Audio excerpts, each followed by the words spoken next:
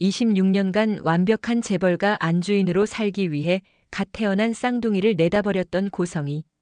하지만 가장 화려해야 할 남편의 생일날 자신이 부속품으로 이용하려 했던 자식들이 정장을 차려입고 식탁 앞에 나타납니다. 회장님, 오늘 제가 드릴 생신 선물은 물건이 아니라 이야기입니다.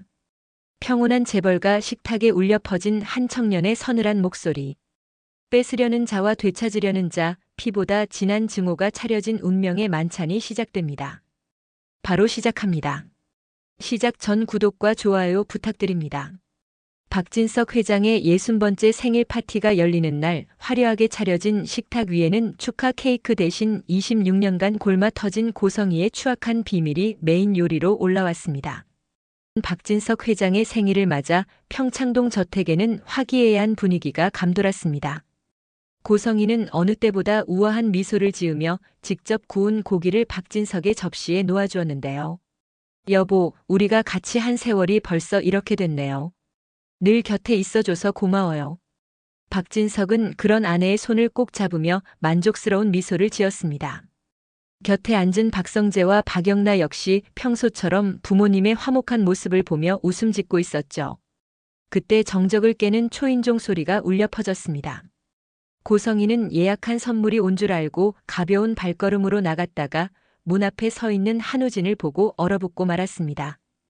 우진아, 내가 여길 어떻게 해? 당황하는 고성희의 뒤로 영나가 밝게 웃으며 다가왔습니다. 엄마, 내가 아빠 생신 선물로 우진 오빠 초대했어. 서프라이즈야. 박진석 역시 의외라는 듯 고개를 들었지만 곧 너털 웃음을 터뜨리며 우진을 반겼습니다. 그래, 우진아. 학업도 바쁠 텐데 그 멀리서 일부러 여기까지 왔구나. 잘 왔다, 어서 앉아라. 고성이는 등 뒤로 식은땀이 흐르는 것을 느끼며 억지 미소를 지은 채 우진을 식탁으로 안내했습니다. 식사가 시작되고 분위기가 무르익자 우진은 의미심장한 미소를 지으며 와인 잔을 들었습니다. 회장님 생신 축하드립니다. 사실 오늘 제가 드릴 선물은 물건이 아니라 이야기입니다. 박진석이 흥미롭다는 듯 귀를 기울이자 우진은 고성희의 눈을 똑바로 응시하며 입을 열었습니다. 제가 최근에 아주 기적 같은 일을 겪었거든요. 26년 전 보육원에 버려졌던 제 쌍둥이 동생을 찾았습니다. 식탁에 찬물이 끼얹어질 듯 정적이 흘렀습니다. 박진석이 눈을 가늘게 뜨며 물었습니다. 쌍둥이 동생이라니? 너 외동 아니었어? 처음 만났을 때 내 어머니가 자식은 너 하나라고 분명히 말했었는데. 우진은 태연하게 말을 이어갔습니다. 어머니도 모르셨겠죠? 아니, 잊고 싶으셨을 겁니다. 그런데 더 놀라운 건 제가 간이 나빠서 사경을 헤맬 때 어머니가 그 동생을 먼저 찾아내셨더라고요. 오직 제 간이식을 위해서 말이죠. 고성이는 들고 있던 포크를 떨어뜨렸습니다. 쨍그랑거리는 소리가 거실에 날카롭게 울렸고 박성재와 영나의 시선은 동시에 고성이의 떨리는 손으로 향했습니다. 고성이가 우진아, 너 술 취했구나. 그만해. 라며 비명을 지르듯 가로막는 순간 박성재의 핸드폰이 울렸습니다. 박성재는 친구가 선물을 전해주러 집 앞에 왔답니다. 잠시 나갔다 올게요 라고 말하며 자리에서 일어났습니다. 잠시 후 성재가 친구와 함께 거실로 들어왔습니다. 같이 온 친구를 본 성희는 경악을 금치 못했습니다. 그 뒤에는 차가운 표정의 지은호가 서 있었습니다. 아버지, 오늘 생신을 맞아 제가 꼭 소개해드리고 싶은 특별한 손님입니다. 우진이의 쌍둥이 동생이자 제 대학 후배인 지은호입니다. 박성재의 목소리는 낮고 단호했습니다. 지은호는 박진석에게 정중히 인사한 뒤 고성희를 향해 걸어갔습니다. 처음 뵙겠습니다, 박진석 회장님. 또 뵙게 됐네요, 어머니. 박진석은 충격으로 말을 잇지 못하고 고성희를 쳐다봤습니다. 눈앞의 아내는 늘 그랬듯 단정하고 우아했지만 지금 이 순간만큼은 처음 보는 사람처럼 낯설어 보였습니다. 성희야, 이게 대체 무슨 소리야? 은호라니? 쌍둥이라니? 박진석의 목소리는 낮았지만 그 안에는 분명한 균열이 담겨 있었습니다. 고성희는 잠시 입술을 달싹이다가 급히 미소를 끌어올리며 고개를 저었습니다. 여보, 니들 대체 무슨 말을 하는 거야? 회장님 생신날 분위기 망치려고 작정한 거야? 말도 안 되는 소리 그만해. 하지만 변명처럼 쏟아내는 말과 달리 고성희의 손은 테이블 아래에서 미세하게 떨리고 있었고 그 모습을 박진석은 놓치지 않았습니다. 말도 안 된다면 왜 내 얼굴이 그렇게 창백해졌지? 짧은 침묵이 흘렀고 그 침묵이 오히려 모든 걸 인정하는 것처럼 식탁 위에 무겁게 내려앉았습니다.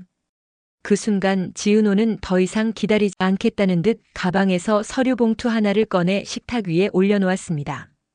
어머니는 제가 죽어가는 아들을 살릴 부속품으로만 보이셨나 봐요. 저를 버린 지 26년 만에 나타나 하신 말씀이 간을 내놓아라였으니까요. 그 대가로 10억을 주겠다는 제안서 여기 있습니다. 우진과 은호의 폭로가 이어지고 박진석이 말을 잃은 그 순간 성희는 갑자기 방향을 틀었습니다. 여보, 이 아이들 누군가에게 이용당하고 있어요. 이 모든 건 회장님 재산을 노린 조작일 수도 있어요. 성희는 울음을 터뜨리며 말을 이었습니다. DNA 검사도 서류도 돈으로 얼마든지 만들 수 있는 세상 아니에요. 잠시 박진석의 눈동자가 흔들렸습니다. 그때 우진이 조용히 말을 꺼냈습니다. 회장님, 그럼 이것도 조작일까요? 우진은 핸드폰을 연결했습니다. 스피커에서 한 음성이 흘러나왔습니다. 아이 둘 다 처리해요. 하나만 데려가면 돼요. 26년 전 성희가 직접 남긴 음성이었습니다. 박진석이 떨리는 손으로 서류를 확인하자 고성희는 무릎을 꿇고 박진석의 바짓가랑이를 붙잡았습니다. 여보, 아니에요. 우진이를 살리려고 어쩔 수 없었어요. 제가 다 설명할게요. 하지만 우진이 마지막 쐐기를 박았습니다. 설명하실 게 또 있죠? 그 10억 그리고 은호에게 제안했던 100억대 빌딩. 그 모든 것이 회장님 몰래 빼돌린 비자금 금고에서 나오려던 것들 아닙니까? 박진석은 배신감에 얼굴이 불그락 푸르락해졌습니다. 평생을 믿어온 아내가 자신을 속이고 자식들을 버린 것도 모자라 자신의 등 뒤에서 거대한 비자금을 주무르며 인륜을 저버린 거래를 해왔다는 사실에 심장을 부여잡았습니다. 성희야, 너는 나를 속인 게 아니다. 그의 목소리는 낮고 차가웠습니다. 너는 사람이 되어야 할 기회를 버린 거다. 박진석의 낮은 읍조림에 박성재와 영라 역시 고개를 숙였습니다. 박성재는 어머니의 민낯을 오늘에서야 똑똑히 봅니다라며 차갑게 돌아섰고 영라는 눈물을 흘리며 고성희의 손을 뿌리쳤습니다. 지은호는 마지막으로 고성희에게 말했습니다. 당신이 준 10억 수표 경찰에 증거물로 제출했습니다. 이제 당신의 자식은 아무도 없네요. 지은호와 한우진은 함께 저택을 걸어나갔습니다. 박진석은 비서에게 전화를 걸어 이 여자 지금 당장 끌어내고 이혼 서류 준비해라는 명령을 내린 뒤 방으로 들어가 버렸습니다. 화려하게 차려졌던 생일 음식들은 손도 대지 못한 채 싸늘하게 식어갔고 거실 바닥에는 홀로 남겨진 고성희의 처절한 통곡 소리만이 공허하게 울려 퍼졌습니다. 26년간의 거짓으로 쌓아올린 고성희의 왕국은 그렇게 단 하룻밤의 만찬으로 완전히 붕괴되었습니다. 박진석 회장의 화려했던 평창동 저택은 고성희가 쫓겨난 뒤 오히려 죽은 듯한 적막에 휩싸였습니다. 평생을 믿었던 아내의 배신은 박진석의 자부심에 회복할 수 없는 상처를 남겼는데요. 하지만 그 상처를 비집고 들어온 것은 뜻밖에도 혈육에 대한 뒤늦은 갈망이었습니다. 고성희와의 이혼 절차가 급물살을 타던 어느 오후 박진석은 비서를 통해 지은호와 한우진을 한정식 집으로 호출했습니다. 박진석은 두 사람을 위해 최고급 요리를 주문해 놓고 초조하게 기다렸는데요. 마침내 들어온 은호와 우진을 본 박진석의 눈시울이 붉어졌습니다. 그래, 우진이 너도 은호 너도 고생 많았다. 그 여자가 지은 죄 내가 대신 갚으마. 이제라도 박씨 성을 따르고 내 집으로 들어오너라. 내가 너희 둘을 정식 내 자식으로 입적시키겠다. 박진석은 그것이 자신이 줄 수 있는 최고의 사죄이자 보상이라고 믿었습니다. 재벌가의 자제로 이름을 올리고 앞날이 보장된 탄탄대로를 깔아주겠다는 제안이었죠. 하지만 은호와 우진은 앞에 놓인 진수성찬에는 손도 대지 않은 채 서로를 바라보며 씁쓸한 미소를 지었습니다. 먼저 입을 연 것은 은호였습니다. 은호는 차분하지만 단호한 목소리로 박진석을 바라봤습니다. 회장님, 저희를 생각해 주신 마음은 감사합니다. 하지만 저희는 박은호, 박우진으로 살고 싶은 생각이 전혀 없어요. 26년 전 버려졌을 때 저희는 이미 부모라는 존재를 가슴에서 지웠거든요. 박진석의 얼굴에 당혹감이 서렸습니다. 아니, 그래도 한 가족이나 다름없는데. 내가 성재와 영나 못지않게 유산도 떼어주고 회사 자리도 마련해주마. 우진이 은호의 말을 받았습니다. 회장님, 저희가 원한 건 사과였지 보상이 아니었습니다. 회장님의 가족이 된다는 건 결국 고성애 씨가 그토록 갈구하던 그 가면을 저희도 뒤집어 쓰라는 말씀 아닌가요? 저희는 누군가의 아들이나 딸이 아니라 그냥 지은호와 한우진으로 충분합니다.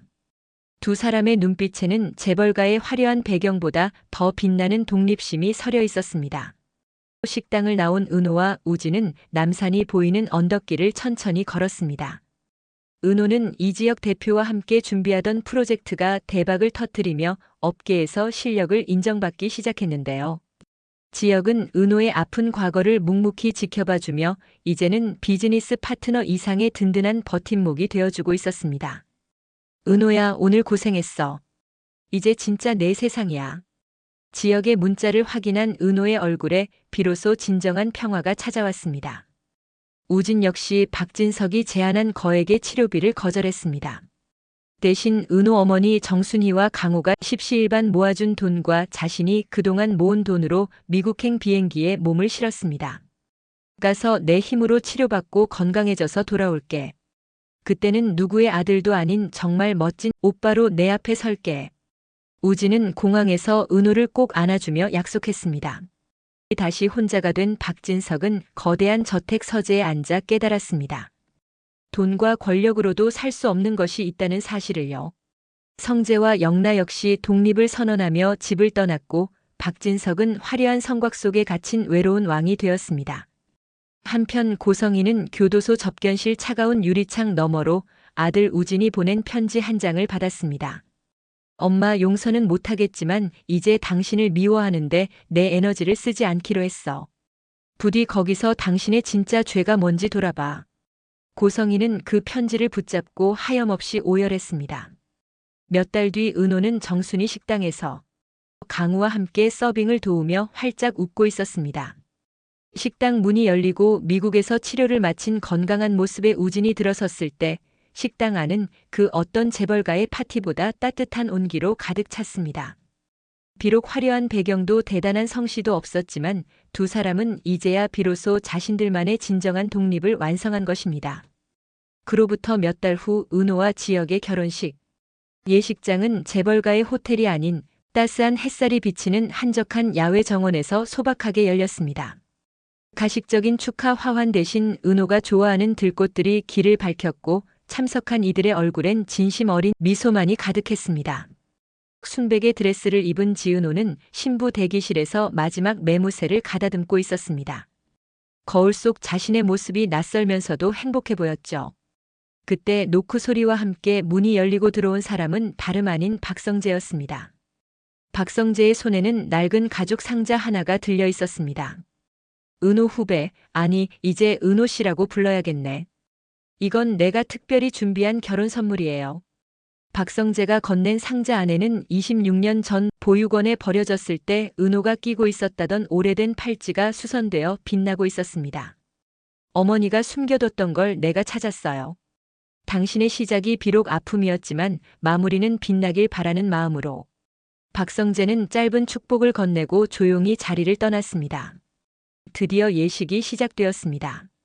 이지혁 대표가 설레는 표정으로 신부 입장 통로 끝에 서 있었고 은호는 누구의 손도 잡지 않은 채 혼자 당당히 걸어나갈 준비를 마쳤습니다.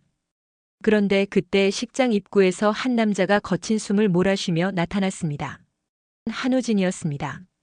아주 건강한 모습으로 서 있었습니다. 지은호, 너 혼자 걷게 두지 않겠다고 약속했잖아. 우진의 등장에 하객들은 술렁였고 은호의 눈에는 금세 눈물이 고였습니다. 우진은 은호의 팔짱을 끼며 속삭였습니다. 우리 둘이 같이 버려졌으니까 새로운 시작도 같이 들어가야지. 쌍둥이 오빠의 손을 잡은 은호는 그 어느 때보다 단단한 발걸음으로 지역을 향해 걸어갔습니다. 결혼 서약이 낭독되려는 순간 식장 맨 뒷좌석에 검은 모자를 깊게 눌러 쓴 한 여성이 조용히 앉았습니다. 수척해진 얼굴, 화장기 없는 수수한 차림의 고성이었습니다. 그녀는 가석방으로 잠시 나온 몸이었죠. 그녀를 발견한 영나가 놀라 일어서려 했지만 박진석 회장이 조용히 영나의 손을 잡으며 만류했습니다. 그냥 두거라. 저 사람도 오늘만큼은 엄마로 있고 싶겠지. 고성이는 은호가 지역과 반지를 교환하며 환하게 웃는 모습을 멀리서 지켜봤습니다. 자신이 그토록 집착했던 부와 명예가 없는 자리였지만 그곳엔 자신이 평생 가지지 못했던 진짜 행복이 흐르고 있었습니다. 고성이는 차마 다가가지 못한 채 은호의 행복한 미소를 눈에 담으며 조용히 눈물을 훔쳤습니다. 그리고 식이 끝나기 전 자리에 작은 봉투 하나만 남기고 신기루처럼 사라졌습니다. 피로연이 한창일 때 지역과 은호는 고성이가 남기고 간 봉투를 발견했습니다. 그 안에는 편지 대신 친권 포기 및 전 재산 사회 환원 확인서가 들어 있었습니다. 자신이 마지막까지 움켜쥐려 했던 모든 탐욕을 내려놓음으로써 아이들에게 줄 수 있는 마지막 사죄를 선택한 것이었죠. 은호는 멀리 지평선을 바라보며 지역의 어깨에 머리를 기댔습니다. 선배, 아니 지역씨. 이제 정말 과거가 나를 붙잡지 않아요. 지역은 은호의 손을 꼭 잡으며 대답했습니다. 응, 이제부터는 우리가 써내려가는 이야기만 남았어. 우진은 그들 곁에서 시원한 바람을 맞으며 웃었습니다. 26년 전 차가운 보육원 담벼락 아래 버려졌던 쌍둥이는 이제 세상에서 가장 따뜻한 이름을 가진 어른이 되어 새로운 계절을 맞이하고 있었습니다. 결혼식으로부터 5년이라는 시간이 흘렀습니다. 평창동의 삼엄했던 담벼락보다 대학로 뒷골목의 소박한 온기가 더 어울리게 된 이들에게 운명은 이제 시련 대신 평범하고도 찬란한 일상을 선물해 주었는데요. 뉴욕의 한 유명 갤러리에서는 지금 가장 핫한 신예 작가 헤이든 한의 개인전이 열리고 있었습니다. 바로 건강을 완벽히 회복하고 예술가로서 제2의 인생을 시작한 한우진이었는데요. 우진의 작품들은 하나같이 어둡고 짙은 배경 속에서 아주 작은 빛이 새어나오는 따뜻한 분위기를 담고 있었습니다.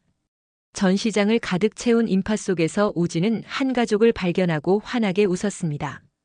어느덧 의젓해진 모습의 이지역 대표와 그의 품에 안겨 까르르 웃고 있는 4살배기 아이, 그리고 더없이 단아한 모습의 지은호였죠. 삼촌. 아이가 우진에게 달려와 안기자 우진은 아이의 코끝을 툭 치며 말했습니다.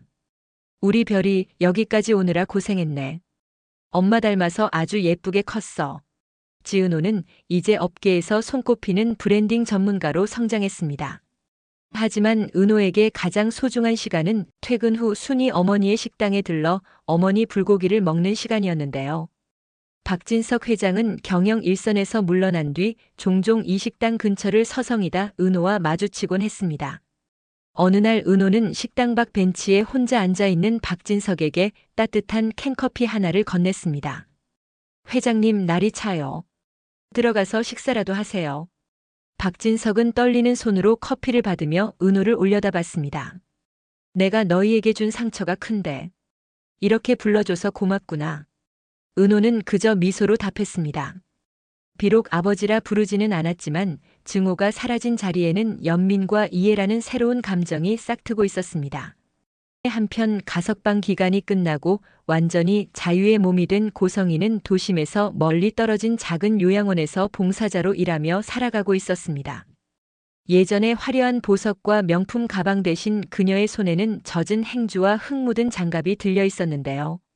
그녀는 매달 자신의 이름이 아닌 무명으로 보육원에 후원금을 보내고 있었습니다. 가끔 뉴스를 통해 은호의 성공 소식이나 우진의 전시회 기사를 접할 때면 고성이는 가만히 가슴을 쓸어내렸습니다. 직접 다가갈 용기는 없었지만 아이들이 자신 없는 세상에서 더 밝게 빛나고 있다는 사실만으로도 그녀는 생애 처음으로 진정한 속죄의 평안을 느끼고 있었던 것입니다. 개인전을 마치고 한국으로 돌아온 우진과 은호 그리고 지역은 순이 어머니의 식당에 모두 모였습니다. 강우는 어느덧 듬직한 청년이 되어 식당의 주방장 역할을 톡톡히 해내고 있었고 박성재와 영나도 꽃다발을 들고 찾아와 자리를 빛냈는데요. 자, 다들 잔 들어보세요. 고생은 끝났고 이제 행복만 합시다. 순이 어머니의 활기찬 구호에 맞춰 모두가 잔을 부딪혔습니다. 26년 전 고아원에 버려졌던 쌍둥이는 이제 더 이상 혼자가 아니었습니다. 그들을 버린 것은 한 사람이었지만 그들을 지켜주고 일으켜 세워준 것은 수많은 진짜 가족들이었으니까요. 식당 밖 밤하늘에는 은호와 우진의 어린 시절 꿈처럼 반짝이는 별들이 가득했습니다. 이제 그들에게 과거는 더 이상 아픈 흉터가 아니라 오늘을 살아가게 하는 단단한 뿌리가 되어 있었습니다. 지은호와 한우진의 화려한 날들은 여기서 마무리되었습니다. 그동안 부족한 저의 이야기에 관심 갖고 함께 해주셔서 감사합니다. 26년 병오년 새해 복 많이 받으시고 여러분의 화려한 날들이 계속되는 한 해 되기를 바라며 항상 웃는 일만 가득하기를 바랄게요. 마지막으로 잊지 마시고 구독과 좋아요 부탁드립니다. 감사합니다. 26년도에 새 마음으로 만나요.